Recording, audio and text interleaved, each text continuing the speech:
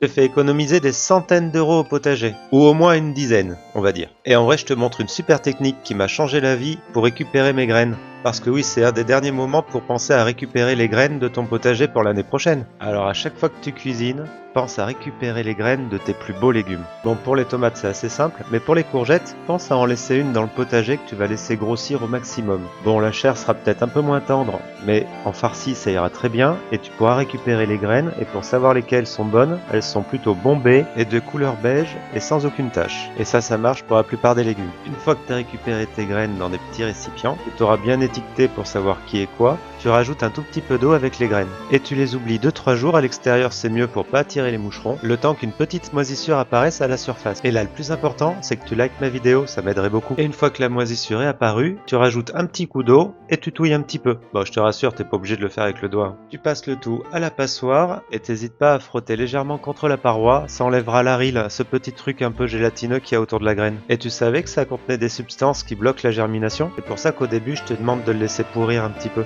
Ça permet de l'enlever. Et ma petite astuce, c'est de les poser sur du papier, tout en gardant l'étiquetage pour être sûr de pas se tromper. Tu les laisses sécher, surtout pas au soleil par contre, un jour ou deux, et une fois bien sec, tu verras ça s'enlève super facilement, il n'y a plus qu'à frotter. Et après tu replies ton papier, un petit coup de scotch, et t'as ton sachet de graines, que tu vas stocker toujours au frais, au sec et à l'abri de la lumière. Et si t'as oublié de liker, n'hésite pas à le faire. Allez, abonne-toi, à bientôt!